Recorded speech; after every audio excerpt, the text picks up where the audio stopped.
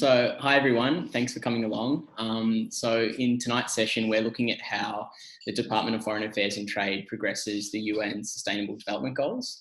The event tonight is hosted by the UNAA Victorian Young Professional Committee in association with AAA Victoria.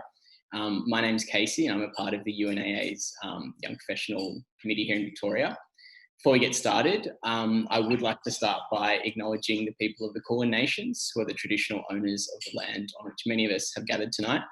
I respectfully acknowledge the elders, past, present and emerging, and I pay my respects to any members of the Aboriginal or Torres Strait Islander community that are with us tonight. So a little bit about the UNAA Young Professionals. We're a Victorian organisation run by volunteers with the mission to connect, empower and build the skills of young professionals to achieve the UNAA's mission, which is creating a safer, fairer and more sustainable world. The UNAA also seeks to build greater awareness in the community in relation to the UN Sustainable Development Goals, which I'll refer to as the SDGs. So with that, our aim in hosting this event tonight is to build some awareness around how the Department of Foreign Affairs and Trade advances the SDGs, as well as touching on how individuals can become involved in progressing these goals, potentially through a career at DFAT. So for those of you that might not know, the Sustainable Development Goals are a set of 17 goals that were signed by Australia and all other member states in 2015. And the goals basically represent a shared global blueprint for peace and prosperity for both people and for the planet. The goals range from ending poverty, the need for climate action, gender equality, good health and wellbeing, just to name a few. And it's hoped that by 2030, both developed and developing countries can work together in partnership to achieve the goals and ultimately to create a better world. So given the importance of the SDGs, we thought it would be a really interesting discussion to learn about how Australia is working to advance these goals overseas, and primarily through DFAT. So as a final point, we will be recording the session tonight and you'll be able to access it later on our YouTube channel. So that housekeeping out of the way, I'd like to welcome our expert tonight, Natalie Cohen, who's the Assistant Secretary for Development Policy, Governance and Conflict Prevention at DFAT. Natalie, thanks for joining us. Thanks so much, Casey. I'm really pleased to be here. And thanks to everyone for joining tonight. So in terms of the structure of tonight, the bulk of our time will be a question and answer discussion with Natalie, and then at the end we'll have some time set aside for audience questions. And in the interim, it would be great if we could just make sure our microphones are on mute. I think everyone's already on mute. So Natalie, if I can hand over to you to give us an introduction on your current role at DFAT, your work experience to date, and how you found yourself in the position that you're in now. Yeah, absolutely. So that's right. You described my title as the Assistant Secretary of the Development Policy, Governance and Conflict Prevention branch. So that means I head up a branch of around 25 people that work on those topics. That's a role that I've actually only taken up about 2 months ago, so I'm quite new to it. Prior to that, I was the counsellor at the Australian mission to the United Nations in New York. I've been there for 3 years and I was responsible for development and human rights. So that was an incredibly interesting position, and now back in Canberra. My career actually began in a completely different area. I started off as a clinical microbiologist. I studied biomedical science and worked on lots of public health issues. So I actually moved from public health in the laboratory to public health in policy, and that's how I got into working in the public service and eventually working in international health at AusAid and now with DFAT. And I've been lucky enough to do 3 stints overseas with AusAid and DFAT, 2 in New York at the mission to the United Nations. So I do have quite a lot of multilateral experience. And also I spent 3 years in Jakarta overseeing our development program there. So my current role is really about coordinating development policy across DFAT, the Department of Foreign Affairs and Trade, and also across the Australian government. And we also provide sort of technical expertise and advice on governance issues. So where Australia is partnering with other countries to try to improve democratic institutions or civil society involvement and participation, accountability, public sector management, those kinds of things as well. So very interesting job. Thanks. Sounds like you're very well travelled and have had some interesting experiences. In turning to the SDGs, these commitments apply both domestically and internationally. There are a number of government departments which are directly involved in the progression of the SDGs in Australia. So let's start with the headline question of this event, which is, what is DFAT's role in progressing the UN's 2030 agenda through the SDGs? Yeah, so I mean, the SDGs, by their nature, and you described this a little bit in your introduction, they're quite different to what came before them, which was the Millennium Development Goals, and which we had from 2000 to 2015. And there are two things that make them different. One is their interrelatedness. So they were designed as a package of 17 goals, but it was always well understood that they were interconnected, and one couldn't be achieved without maybe several of the others also being achieved. So that's the first thing that makes them different. And the second thing that makes them different from the MDGs is that they're universal. And the idea there was that they weren't a set of goals for what are traditionally known as developing countries or low and middle income countries. They're a set of goals for all countries. And so when you say Australia signed on, that's right. We signed on not just as a partner of developing countries, we signed on to also commit to achieve these goals ourselves. So it's quite it's sort of a whole of Australia endeavour. And by that, I mean not just whole of government, but it also involves a lot of civil society engagement. Business is very interested, academia partners with us on lots of different research to support the SDGs. So it's a very sort of whole, multi-sectoral, whole of government partnership that we have to try to achieve them. In terms of how the responsibilities are set out, individual departments in the government, and that could be at federal or at other levels, state or local level, do take responsibility for different parts of the SDG framework. For DFAT, our focus is, of course, being foreign affairs and trade, our focus is on mainly on how we interact with other countries to help them achieve the SDGs. And for my role in particular, that's around using the development program to try to support partnerships with governments in our region, for example, or with other organisations that will help to work towards the SDGs. The SDGs are also, they form a strong framework for many countries in our region around which to organise their development efforts. And of course, all countries, including Australia, we report against the goals. And so we do need to have frameworks in place so that we can monitor how we're going against the various indicators.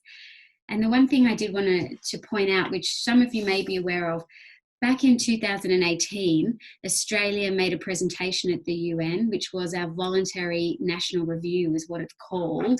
We actually have a really great report on it, and you can find it on the DFAT website. But that actually sets out how we plan to try to achieve the SDGs up to 2030, not only how we'll do that domestically, but also how we'll help other countries in our region to do that too. So DFAT coordinated that report. So we have a strong role in helping to achieve the SDGs with other countries in our region. And also we do, because of the global nature of them, we do play a role in helping to coordinate across government as well. Thanks for that. So in building on that point about DFAT assisting other countries to achieve their own goals, are you able to speak to how key DFAT initiatives like official development assistance or aid for trade, for example, translate directly into the progression of the SDGs? And does Australia or DFAT have a preference for a bilateral or multilateral approach when it's deploying this aid? Yeah, they're really good questions. And I mean, all of the things that you mentioned there ODA, aid for trade, multilateral and bilateral assistance, those are all different tools basically that we can use to try to help achieve better development with other countries. What we're aiming for is sustainable and equitable growth in our region, and that's because for Australia, particularly in the region where we are geographically placed, it's important for us to support a stable and prosperous region, and we do that through lots of different ways, but one of them is also through the development program, and that has things like ODA and aid for trade as part of it. I did want to mention SDG 17, which is the goal on partnerships. It talks a lot about really the means of implementation, and it means how are we going to fund essentially the achievement of these goals, because we do know that we can't do it with the existing money that's available to countries. So there was also the agreement to something called the Addis Ababa Agenda Action. It's the 4 A's, you'll see it written sometimes. And it's, talks about financing for development, and it talks about a variety of financial flows. So that could be overseas development assistance, which of course Australia provides about $4 billion of annually. But there are other ways, things that we try to support and generate that also go towards those financial flows. So helping to improve, for example, tax revenue and a tax base in a country, improving foreign direct investment, technical cooperation, private sector investment, even domestic resource mobilisation. Those kinds of things are all part of the picture. So our ODA and our work on aid for trade, which means our investment in programs that help developing countries to engage in trading. So it might be about building infrastructure, ports, roads, ensuring better market access, finding regulation that works so that businesses invest in a country. All of those things are part of our tools that we use. When it comes to bilateral and multilateral aid, coming as someone who's worked on both of those sorts of types of aid a lot, they really are complementary, and it just depends on what you're trying to achieve and what we use. So for maybe a Pacific country in our region where we've got very close government to government relationships, and we want to be able to support a government delivered, for example, health system, a bilateral program where we provide funding for technical assistance and expert advice and securing some supplies, that will work very well. But multilateral aid is also extremely useful for us, and we use it, for example, in countries where we don't have a big presence. So that might be places that are far away, like in the Middle East, for example, or it might be a country where we can't get very good access around the country, like Myanmar. But a multilateral organisation might have that access, particularly in conflict situations. Sometimes multilateral organisations like the UN are the only ones there, so we will certainly use those as our partner. And sometimes a multilateral can really do things at a scale that we can't do bilaterally. So I'm thinking, for example, of the Global Fund to fight AIDS, TB and malaria. It pools its resources and does bulk procurement of HIV, antiretroviral drugs. And that's something that bilaterally, we couldn't get good value for money if we tried to do that, but we can pool our funds with other donors, and the fund can negotiate a really good price to purchase medicines at a cheap and effective way for developing countries. So really just depends on what you're trying to achieve, whether you might use a bilateral or a multilateral approach. Yeah, it really sounds like it's basically a toolbox that can be used in different ways to achieve a particular goal. Are you able to speak to, you've spent a few years at the Australian mission in the UN and at DFAT. Are you able to speak to some of the key projects that you've worked on that are relevant to Australia's progression of the SDGs, or relevant to Australia's assistance in other countries progressing their SDGs? I suppose we'd love to hear about some of the most interesting or rewarding experiences that you've had throughout your career.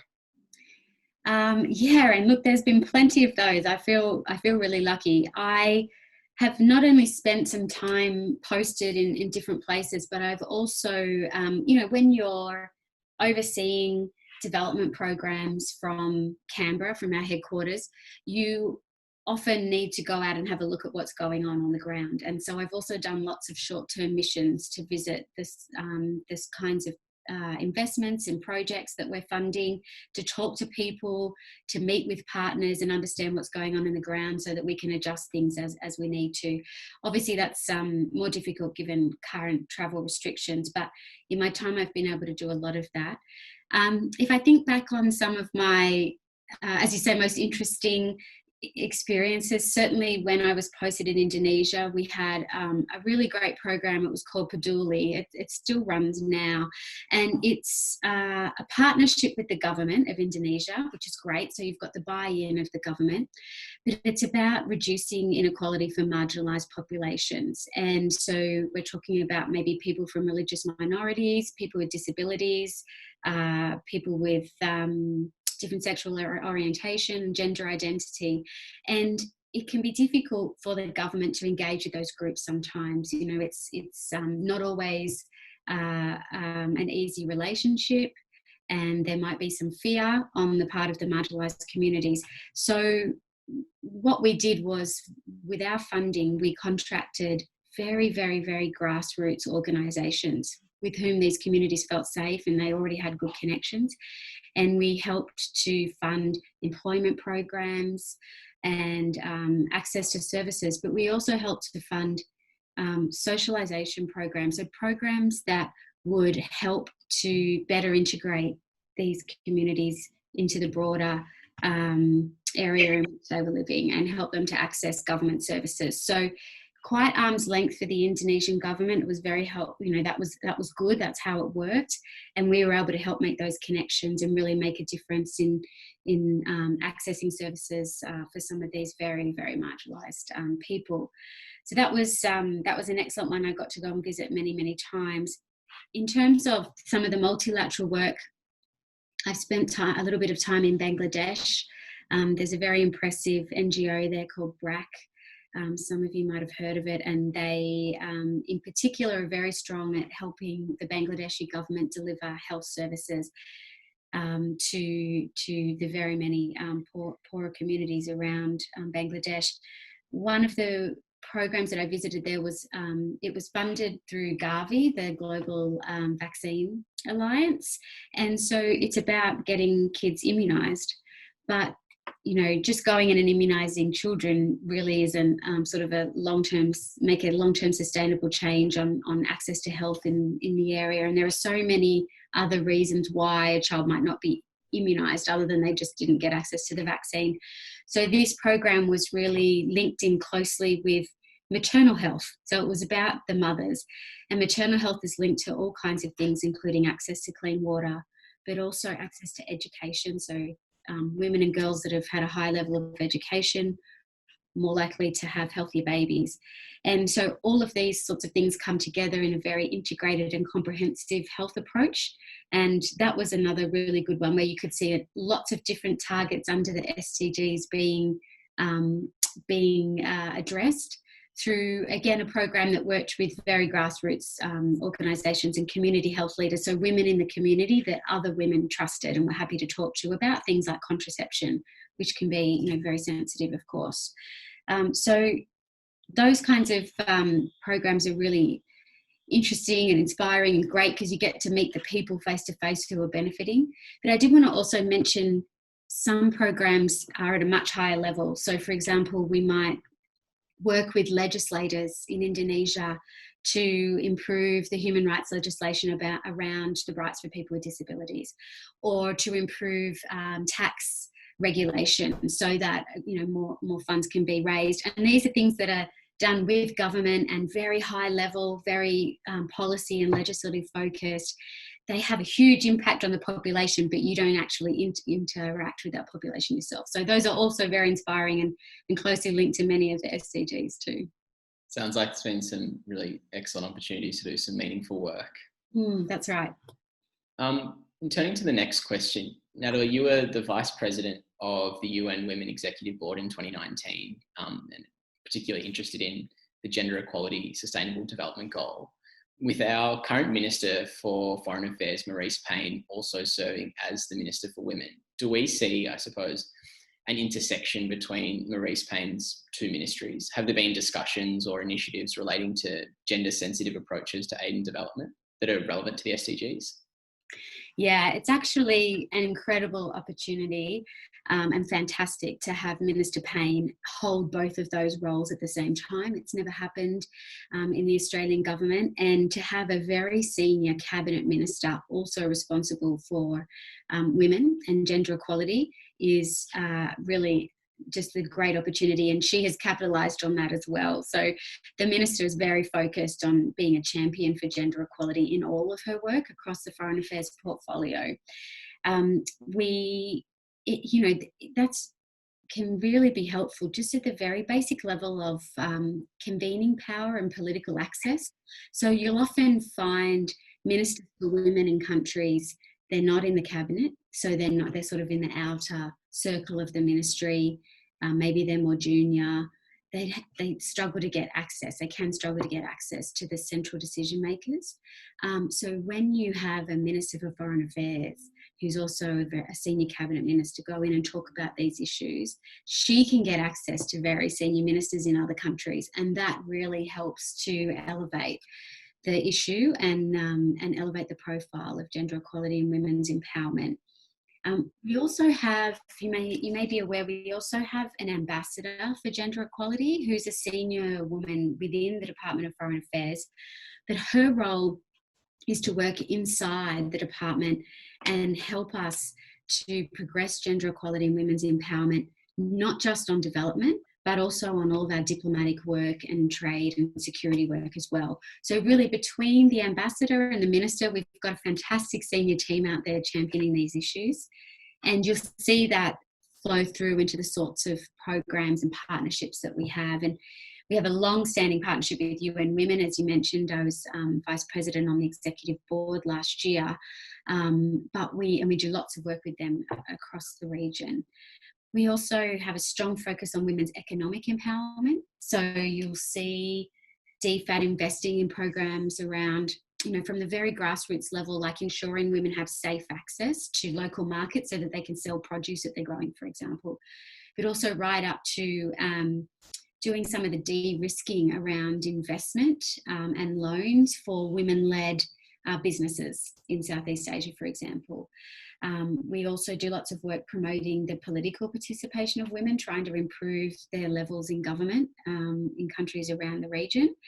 And the other area that we're very strong on, and this is because of the very shocking levels, is ending violence against women and girls. It's a serious and ongoing endemic problem in Australia, and it's a serious problem in our region as well, particularly around Pacific Island countries. So we have a lot of programs to support women and girls to access services, be they health services, legal services, housing, that kind of thing. But we also do a lot of investment in long-term programs that try to change the culture, try to change the perception of women, and try to work with men and boys as well to get that attitudinal change so that we can try and make an impact on preventing violence against women and girls in the longer term.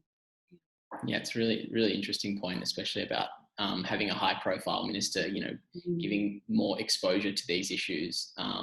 And I suppose in terms of the timing as well, with COVID and lockdown, it sounds like it's a really important time for that to be the case. In turning to a question, this is probably the question that I'm most interested in. DFAT has acknowledged that the foreign aid objectives, which also progress the SDGs internationally, are in Australia's national interests and align with our security and trade interests. Can you speak to how this occurs and why Australia has taken basically a specific focus in our immediate Pacific region? Yeah, I touched on it a little bit before when I talked about, how important it is for Australia to have a stable and prosperous region around us. And that's important for the stability, for peace and security. It's also important so that we have good trading ties and economic links with countries around us. it's important because we have people-to-people links between Australians. We have many migrant families and people who are descendants of migrants in Australia with links out to other countries in the region.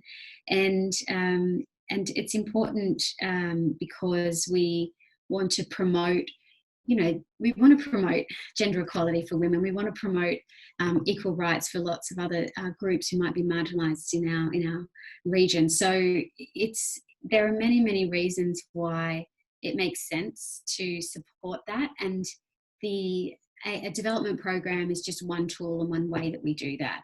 So that means that we have this sort of bucket of $4 billion that we can invest in the development program on overseas development assistance, and we do that in a very targeted way, and that means we do target the Pacific in particular, but also Southeast Asia.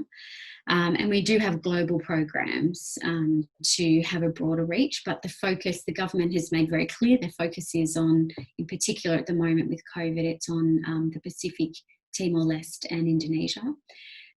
But that's part of a suite of capabilities. So we're using our diplomatic reach as well to make an impact and improve the lives of people in the region, our economic ties and business ties and also cultural ties. And you'll see the Prime Minister meet with church and religious leaders when he goes to the Pacific, and they share that religious link as well. So all of those things, I think, are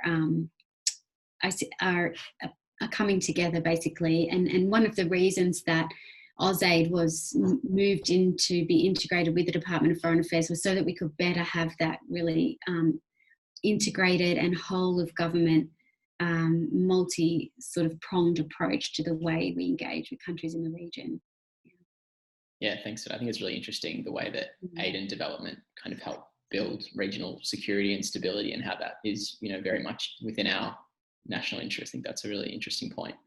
Yeah, I mean, the example that people often refer to, right, is Solomon Islands, and the opportunity to try to prevent conflict or reduce conflict where possible. It's safer for many people. It's a much better outcome for individuals. But when it comes to what you need to spend on a military response to address, conflict in the region, then that's like many more billions of dollars. So yeah, it makes sense, but it's hard to do. Yeah, absolutely.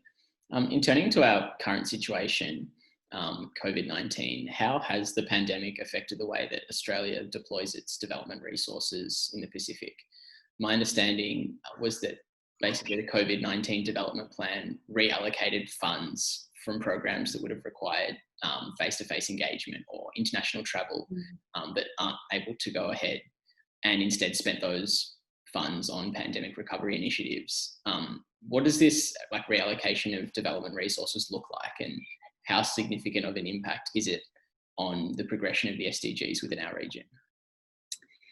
Yeah, it's so I mean, what's guiding all of our investment in this is a new strategy that we released recently called the Partnerships for Recovery, and it is our response, our development response to COVID-19, but it also talks about how we will link into things other parts of the Australian government are doing, for example, defence or trade work as well. So Partnerships for Recovery sets out 3 pillars, and so that's focused on health security, on economic recovery, and on stability.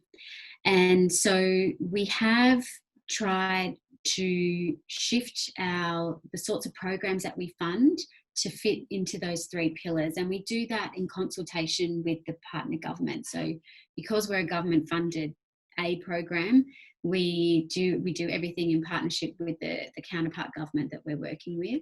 And I mean, where possible, there's some instances where that gets a little bit difficult, but that's really the normal way of operating for us. And so we've worked with those governments to redirect funds, as you say, where we need to. It's not that we might not spend it in the same sector. So for example, I know there was an example where we were previously doing some teacher training in a program that was funded for education, and we realised that actually what was more important was to spend some funds on trying to get kids access to digital learning and TV, and support some TV curriculum because kids weren't able to go to school anymore. So it's not necessarily that we've taken it from education and reprogrammed something somewhere else. It's more that we've shifted the sorts of interventions that we're supporting to be things that address the very urgent needs around COVID-19 now. It does mean, it's interesting your comment around, or your question around, what it means for the SDGs more broadly, because it might mean that we don't have programs focused so narrowly on supporting sort of the goals and the objectives under each of the goals. But I think given the sort of unprecedented time that we're in and the really huge economic impact on many countries, and if you look in the Pacific, the impact not only from tourism, from the travel restrictions and the loss of tourism, but also the loss of remittances, where people were working overseas in other countries and not able to send that money back anymore. That's having a profound impact on the economic status of those countries. And when you think down to the individual and the household level, and you think about what impact that must be having on families, it really is important that we address the health risks right away and help make sure that we keep COVID out of many of these countries and address and reduce it when it is there, and save lives as much as we can. But also that we really focus on that economic recovery, and also, as I mentioned before, the stability. So we're concerned that with COVID, with economic issues, families and communities being under stress, it can be more likely that there'll be some kind of conflict or destabilization in countries. And so that's why we have that third pillar of stability. So that's really what we've done. And we have some COVID response plans being developed for every country that we partner with. And you'll see those published probably sometime in October. We'll publish them, and they're like a 2-year plan that sets out how we're going to work with each country specifically to address COVID-19 impacts. Yeah, it's a really interesting point. Before we go to the next question, if I could just build on that a bit further, in terms of COVID kind of placing this strain on development resources and kind of throwing a bit of a spanner in the works, to say the least, how is DFAT kind of driving partnerships with businesses, academia, civil society, that are relevant to progression, relevant to the progression of the SDGs, whether in the COVID-19 context or not? Yeah, I mean, certainly we see those sorts of partnerships as just central to the way that we work. We are a bureaucracy, we are a financing and sort of policy agency, and we rely on those sorts of partners to help us deliver the program. So whether that's NGOs and civil society organisations that might have local chapters on the ground and have access to communities that we don't have a presence there, and they can help us deliver those sorts of services. With academia, it's often around helping us create the evidence base for why we want to do sorts of interventions, helping us evaluate what we've done in the past and work out what's worked well, and therefore help us better invest our money in the future and make sure that because it's a tight fiscal environment. Australia's in recession, many other countries will be as well. So we need to make sure we're investing in the most cost-effective things, and many parts of academia help us to work out what those are. And with business, I mean, it's just central. So we try to support not only this DFAT partner with businesses to come up with innovative ideas that have good social impact in the region, but we also want to support the growth of private sector in partner countries because so many people's livelihoods depend on employment, and when you have increased private sector growth, you've got more investment in local activities, but also job creation as well. So we work with the private sector to do that as well. So it's really it's really a huge range of kind of different partnerships and cooperation that we have, and that will remain central to what we do, whether we're talking about an SDG intervention or a COVID-19 intervention, which I see as the same thing. But certainly we can't do any of this without those partnerships. So we work really hard at maintaining those and having really good relationships, both with Australian partners, but also with international partners who are doing that sort of work. Yeah, I think that's a really interesting piece of the puzzle to see how all the players kind of can contribute to the SDGs. Yeah. So in terms of the next question, many people in the audience tonight might be thinking, they'd love to be involved in a career where they can be contributing towards the SDGs. What tips would you recommend to those who wish to pursue a career either through DFAT or engage with UN initiatives in the development space, and what kind of roles are there available through DFAT? So my first message would be, I strongly encourage you. I recommend it, and I really, would love to see people interested in working in this sort of a career. DFAT's a great place to work. There are a variety of different jobs. As you heard, as I mentioned at the beginning, I started out working in science, and moved into health, and then now find myself in this international development space.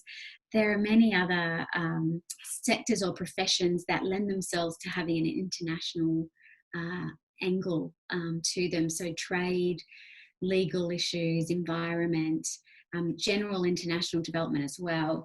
Lots of different things, gender equality, for example. So within DFAT, there are many people that have a varied range of specialties.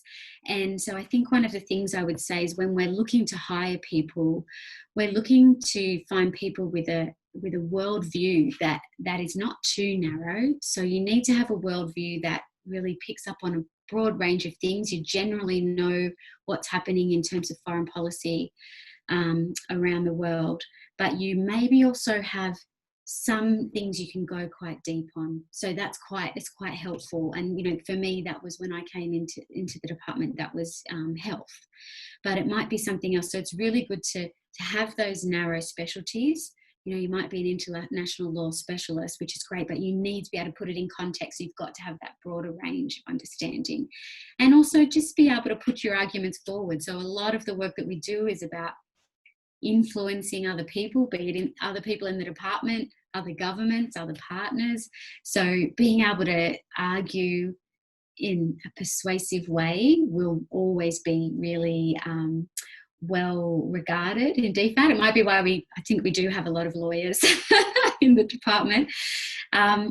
Also your writing skills. So you really need to be a sharp writer, and it's something you can continue to improve on, but being able to write in a sharp way, really concise and direct and accurate, always correct, is very helpful as well. So I think, the sorts of things that the ways you can get in, people I'm sure wouldn't be familiar if you're part of this organisation or joined this call, you're probably familiar with the graduate program. It is highly competitive, so I encourage people to be resilient, give it a shot, but don't be too disappointed if it doesn't work out the first time.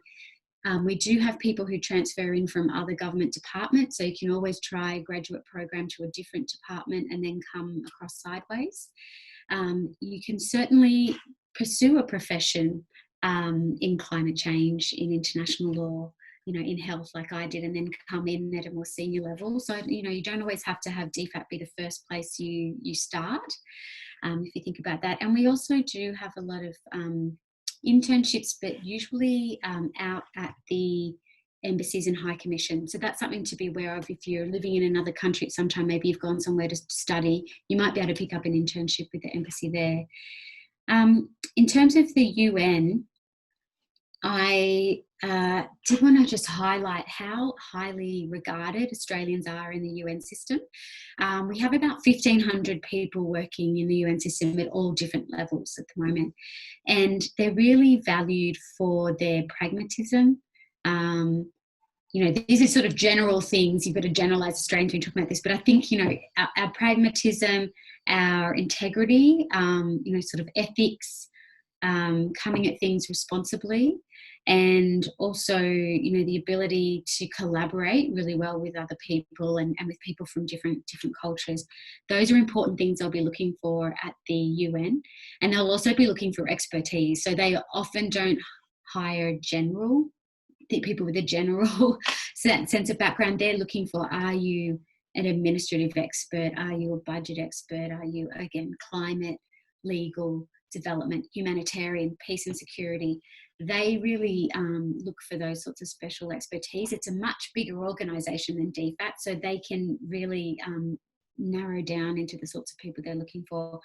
In terms of the kinds of ways to get into the UN system, also many internships all over the place. They're not paid, which isn't great, but they do exist, and you can do those either in the headquarters, maybe in Geneva or New York, Nairobi, Bangkok.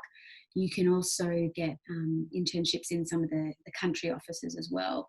The other thing I would say, actually, the Australian mission to the UN does a big internship program every year. So encourage people, if you're interested in multilateralism, that's a great one. The mission to the UN in Geneva also does that as well.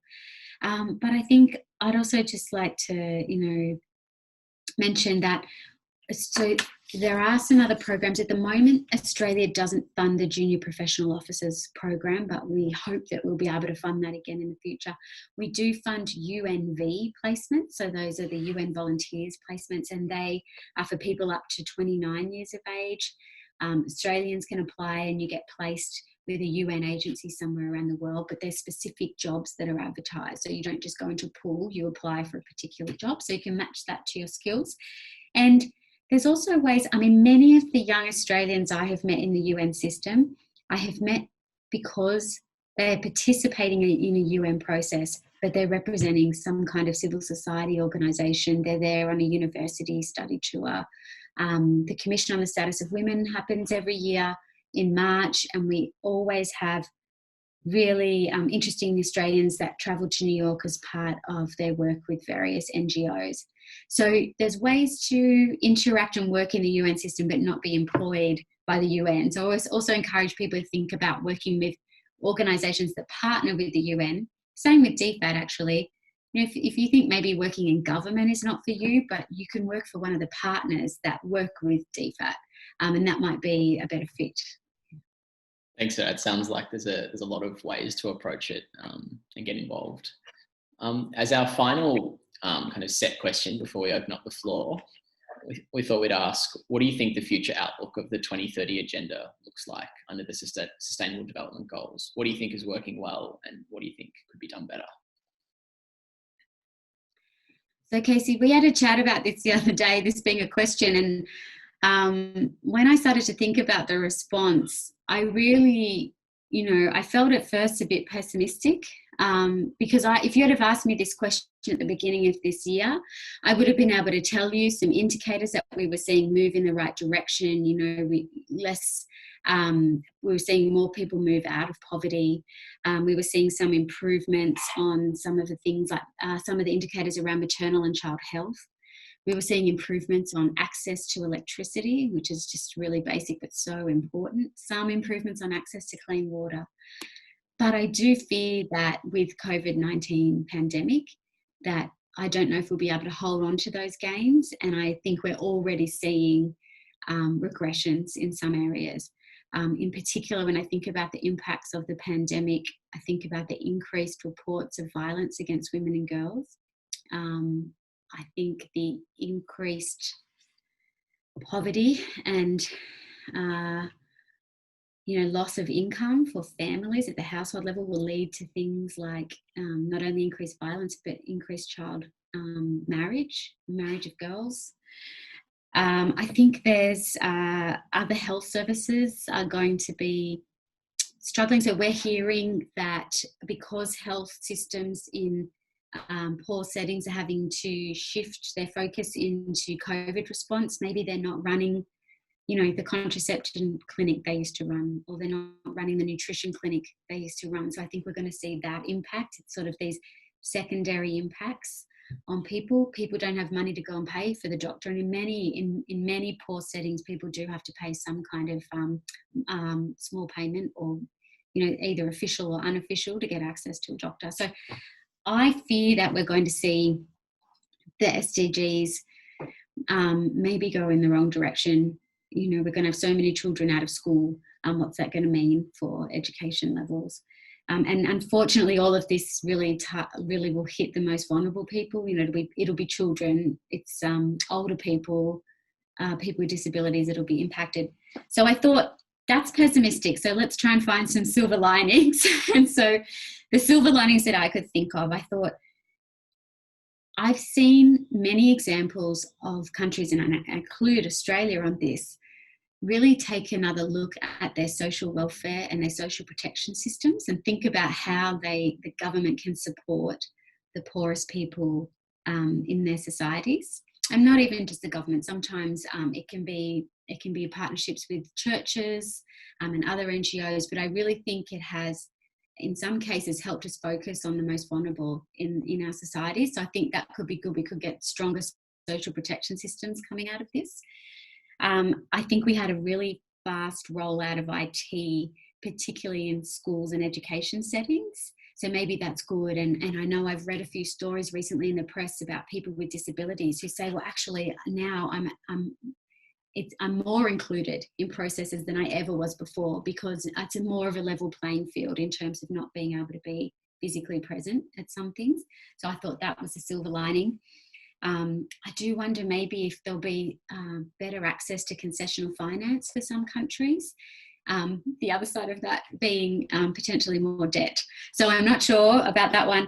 But I think, in Australia, when I think about the way that we now see ourselves in this very interconnected sense with other countries, and I think that's a good thing. And I look at the sort of global collaboration that's happening around the search for a vaccine. That to me is a silver lining as well. So, I've worked in the biomedical science industry, and I've worked on, vaccine research, and I've never seen anything like what's happening now in terms of collaboration across the world. So that to me gives me some hope. So I think we have to have some optimism around what might be some of the good things to come out of the pandemic, even though I think we need to be realistic about the SDG indicators. We might see those go backwards. Yeah, that's really interesting. Whilst it is such a difficult situation, it does seem like there are a lot of silver linings and a lot of kind of positive ways that different actors are collaborating. So I think that's a really positive thing to take away. So we're going to open up the floor now to ask questions. So if you do want to ask a question, type it into the chat box, and then we can read it out and Natalie can answer. So we've already got a few. So I might just make a start. Start with the first one, which was from Alina. And Alina's asked, and we did touch on this briefly, but maybe we could go into it in a bit more depth. When DFAT's delivering programs overseas, are they being delivered through third-party partners, or do you actually engage your own staff, or both? Yeah, it's a great question. It's almost always through a third-party partner.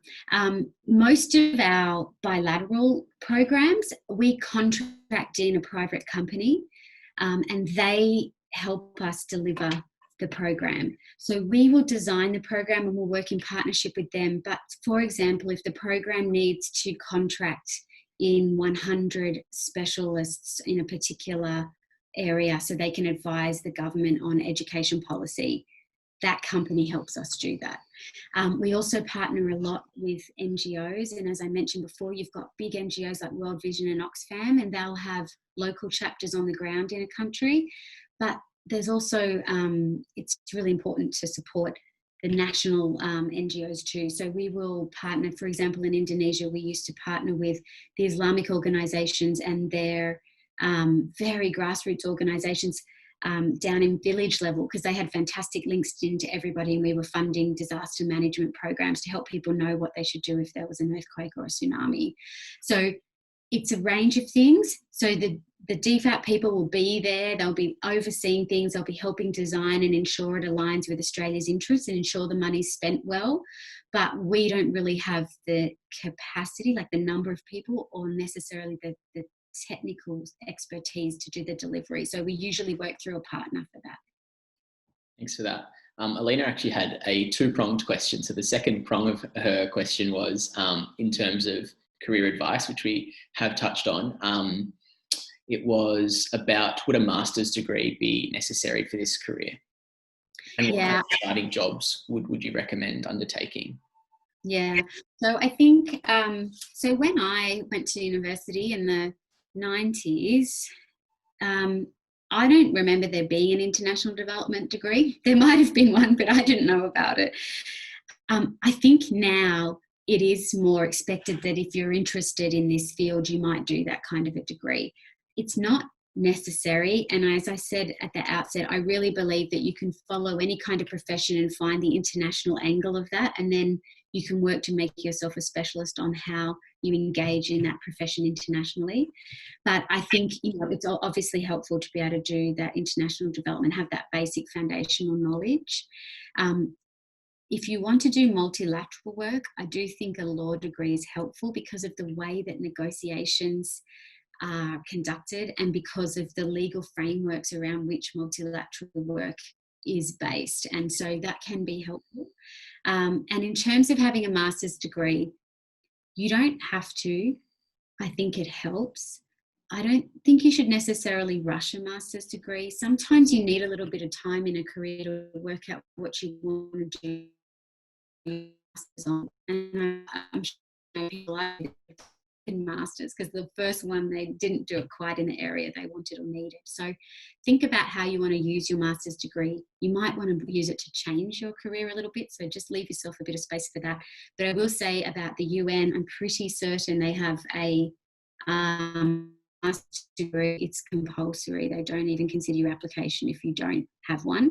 So if you're thinking about UN work, you absolutely need to do one, and maybe you do it quickly if you want to get in the UN system. Thanks for that. There was another question on the career topic from Edward. He said, as someone looking to undertake an internship with the UN in political, peace and humanitarian area, what advice would you emphasise for undergraduates in presenting themselves in the process? Yeah, I think in that sort of area, I think you want to be able to, for me, if you want to work in humanitarian and peace and security policy, it's good to have some practical experience to go with that. So I think the theory is great, and you can do some very interesting analysis of how, analysis around conflict, how that is exacerbated, how it can be prevented. I think it's important to have a good framework on human rights in that space, and also on sort of civic accountability. So how do civil organisations, civic organisations, communities interact with government? I think those are helpful things to understand. So if you can have subjects or courses that help you to understand that. But really, there's nothing can really beat seeing humanitarian and peace and security operations on the ground. So really, if you can possibly do if it's volunteering or some other kind of work to see that happening on the ground, I think, it could be with the UN, it could be with an NGO, it could be with a local organisation that I think that will really boost your credentials in applying for a role like that. Thanks for that. Our next question is from Matilda.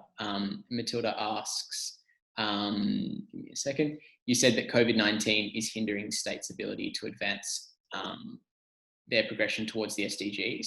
Do you think that the pandemic will act as a catalyst for greater attention to be placed on areas of climate change reduction, development and poverty, all of which have been huge contributors to the vast and devastating impacts of the pandemic? Or will states continue to take rather conservative steps towards achieving these goals? Matilda, I hope to be optimistic, and I think you might be as well, that this will change the way and maybe accelerate the progress on some of these issues.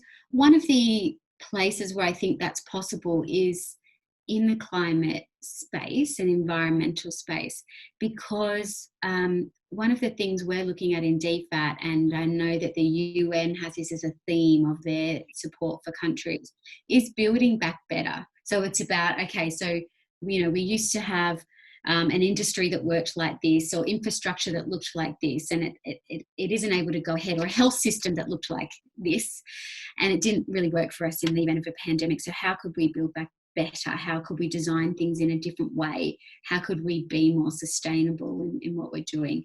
I really hope that those sorts of design theories catch on and are integrated into what we do. I think it's a great opportunity. It's hard. It's also it's hard, right? Because when you're in a country and you're facing really dire economic circumstances, it's not, people don't always think of the long-term sustainability when they're designing a way to get out of that. And so I think it's going to be a tension, an ongoing tension. But I hope that particularly in the climate space, but also in development, that this does help us understand interconnectedness. I mean, I'm not sure how well it's understood, but the link between biodiversity and loss of habitat, food security, agriculture practices, and then you get to environmental practices and human activity, has all led us to having a virus that has jumped at least one, if not two species into humans and caused this pandemic. So I think, we're all sort of focused on the very immediate impacts, but when we think about where this pandemic came from, we've really got to look at that broader biodiversity and environment context. Yeah, I completely agree with that. Whilst we're on the climate point, there's been a question from Helen, which I think is a really interesting question. She asks, DFAT has been very committed to the SDGs, including climate action, and Australia has played a critical role as the leader of the umbrella group in the Paris Agreement and also as a founding member in the International Solar Alliance. DFAT is very committed to climate action. However, the Australian government has a different position, which has been widely criticised by academia and experts. I'm wondering if there are any gaps between DFAT's policy and the Australian government, and how you reconcile such gaps. So just to sort of clarify, there is no gap between DFAT's policy and the Australian government's policy. So we are the Australian government. We represent the government. You might hear members of a political party put forward a particular view, but the Australian government position is the one that DFAT prosecutes on behalf of the government when it goes to those negotiations. So we try to be as constructive as we can, but we're very mindful that when we're negotiating on climate, we're working within the parameters that the government has said to us. And in the really big negotiations, we will have a representative of the government, so usually the minister will be there with us and helping us close the deals and find common ground. It's sometimes, and this is something about working in government that I think is important for people who are thinking about working for DFAT. When you work for government, and when you're a public servant like I am, you do policy analysis, you're an expert in your field, you talk to people, you put together policy options, and you provide that advice to government. And it's up to the government, as in the ministers and the ruling party, to make decisions on how they implement that advice, and they make the policy and we implement that policy. We do need to provide that advice, so we might need to say, well, actually, there are some risks around this because it doesn't address these issues over here, but at the end of the day, the elected government are the people who make that decision. So I do think if you're going to work in government, you need to be comfortable with that reality. And be comfortable that sometimes you might personally think that you disagree with a policy. You might have even put advice up to the minister which suggested a different option, and the minister said, actually, we're going to go this way. And it's up to you as a public servant to deliver what the minister decided, because they represent the elected people. They're the one that's been elected and represent the people of Australia. So it's an interesting question, because it touches on something that I think every public servant deals with at some point in time, and you need to be able to uphold the public service values and be professional in your implementation of government policy. Yeah, I completely agree. I'm sorry to everyone that we didn't get to all the questions, and keeping an eye on the time here. So that might bring us to the end of question time and for the session. So I just want to say a big thank you everyone to coming along, and especially a big thank you to Natalie for being so generous with your time and your insights. It's been really valuable speaking with you. If you're interested in the UNAA, please get in touch with us about joining as a member. You can follow us on social media, subscribe to our newsletter for information about our events. Just put up a quick slide about our next events. So we've got 2 upcoming events. The next one will be a virtual simulation with the US Consulate in Melbourne, followed by a panel discussion with 180 Degrees Consulting on the impacts of COVID-19 on the not-for-profit sector. And we'd love to see you there. Thanks again, Natalie. Thanks everyone for coming. Stay safe and have a great night.